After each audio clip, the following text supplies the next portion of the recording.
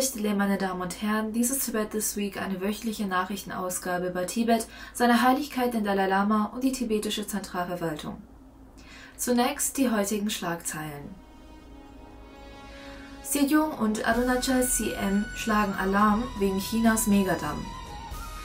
Zentrale tibetische Verwaltung feiert Indiens 76. Republiktag.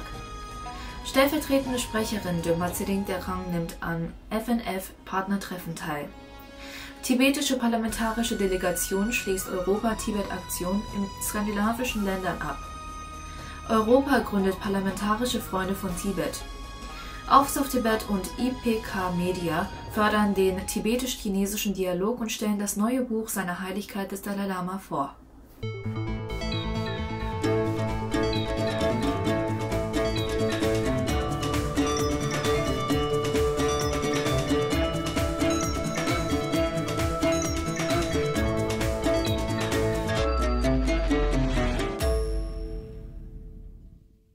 Im Rahmen seines zweiten offiziellen Besuchs und seiner Inspektion der tibetischen Gemeinschaften im Nordosten Indiens besuchte Sejong nach einem Treffen mit Tibetern in Dimapur als nächstes Itanagar, die Hauptstadt von Arunachal Pradesh.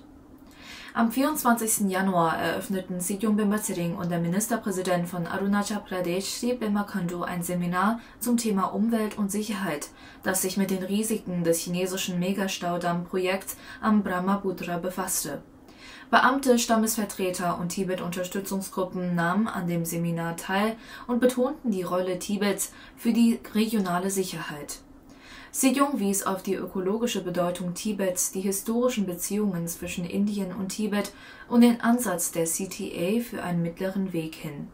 CM Khandu betonte die Auswirkungen der tibetischen Besatzung auf die Umwelt und die Sicherheit in Arunachal und warb um mehr Verständnis für die tibetischen Flüchtlinge. Over 50 million years ago, and the human habitation on Tibet is about 30,000 years ago. So we can understand that the whole area is seismic zone, very prone to earthquake. That is why we recently witnessed earthquake in Tingri of 6.8 on the Richter scale.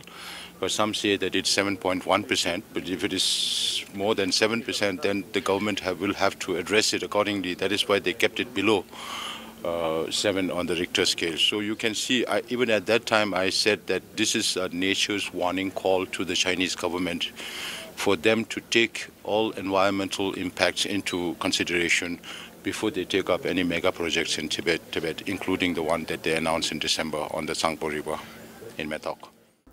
Nach seinem Treffen in Itanagar traf Sejong Bemba Tshering in der tibetischen Siedlung Miao Chöpe-Ling ein, wo er als Ehrengast an den Feierlichkeiten zum 76. Tag der Republik teilnahm und 6 neu errichtete Gemeinschaftsräume einweihte. In seiner Ansprache an die Schüler betonte er die Bedeutung der tibetischen Hochebene und forderte sie auf, den im Niedergang befindlichen Bemako-Dialekt zu bewahren. In seiner öffentlichen Rede hob er den Erfolg des Seminars für Umwelt und Sicherheit in Itanagar hervor und betonte die Aufrechterhaltung starker lokaler Beziehungen. Zum Abschluss seines Besuchs in Arunachal Pradesh warnte Sejong Bemba Tshering in Tesu eindringlich vor Chinas geplantem Megastaudamm am Brahmaputra und wies auf schwerwiegende ökologische und strategische Risiken hin. Während seines Besuchs besichtigte Sejong die Projekte des 16. Kasha, traf mit lokalen Beamten zusammen und bedankte sich für die Unterstützung Indiens. Er forderte die Tibeter auf, die Beziehungen zu den lokalen Gemeinschaften zu stärken und ihre kulturelle und politische Identität zu bewahren. Seine Arunachal-Reise, die durch das Seminar Umwelt und Sicherheit in Itanagar gezeichnet wurde, wird als großer Erfolg gewertet.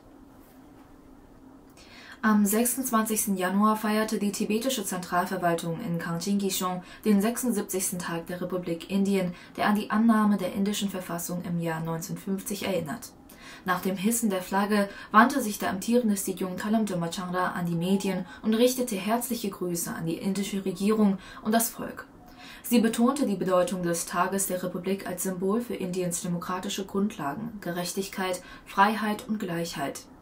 Am selben Tag nahmen in Brüssel die Vertreterin Ri Xingyenrang und der EU-Advocacy Officer Dengzi Phunso an einem Empfang zum 76. Tag der Republik teil, der von der indischen Botschaft in Belgien, Luxemburg und der EU ausgerichtet wurde. In Deutschland traf die Abgeordnete Tin Litsuki am 24. Januar im indischen Konsulat in Deutschland mit Konsul Sanjit Jaswal zusammen und bedankte sich bei der Botschaft für die Unterstützung der Tibeter in Visa-Angelegenheiten und übermittelte der indischen Regierung tibetische Dankbarkeit. Am 23. Januar nahm die stellvertretende Sprecherin Döma Tshering Dekhan am Partnertreffen der Friedrich-Naumann-Stiftung FNF in Delhi teil und betonte die langjährige Zusammenarbeit zwischen der FNF und der tibetischen Zentralverwaltung. Sie sprach über die Gründung des Tibetan Parliamentary Policy Research Center (TPPRC) mit Unterstützung der FNF, dessen Rolle bei der Stärkung der tibetischen Demokratie und dessen wichtige Publikation zur Regierungsführung und Autonomie. Die stellvertretende Sprecherin bedankte sich für die mehr als 3 Jahrzehnte währende Unterstützung durch die FNF und rief zur weiteren Zusammenarbeit auf, insbesondere bei Konferenzen zum Thema Umwelt und Klima. Sie nahm auch an einer Studienreise nach Deutschland teil, um parlamentarische Funktionen zu beobachten und das Bewusstsein für Tibet zu schärfen. Das Treffen markierte den Wechsel des FNF-Südasien-Direktors Dr. Carsten Klein nach Deutschland und die Ernennung seines Nachfolgers Moritz Kleine-Brockhoff. Eine Delegation des tibetischen Exilparlaments bestehend aus den Parlamentariern Geshe-Mönlam Tachi, Lagiri Namgyedöra und Günjo Yangpil schloss ihre Europa-Tibet-Reise vom 23. bis zum 29. Januar in den skandinavischen Ländern, darunter Dänemark, Schweden und Norwegen, erfolgreich ab und traf sich mit wichtigen politischen Persönlichkeiten und Tibet-Unterstützern. Eine Delegation begann ihre Reise in Dänemark. Die Delegation traf sich mit dem Abgeordneten Sascha Faxe im dänischen Parlament, wo sie über Chinas Menschenrechtsverletzungen in Tibet, die Zwangsassimilierung tibetischer Kinder und Umweltbedrohungen diskutierten. Der Abgeordnete Faxe bekräftigte seine Unterstützung für Tibet und lobte die Führungsrolle des Dalai Lama in der Demokratie. Die Delegation unterhielt sich auch mit dem dänischen Institut für Parteien und Demokratie und der Europäischen Jugendinternationale und sondierte die Möglichkeiten einer Zusammenarbeit.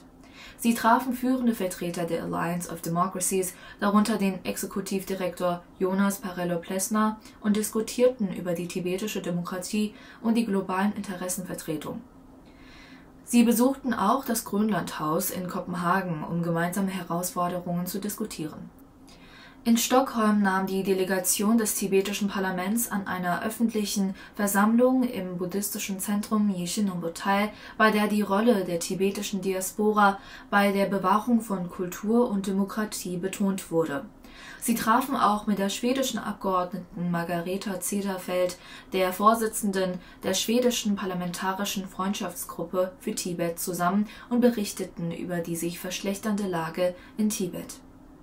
In Norwegen besuchte die Delegation das norwegische Parlament.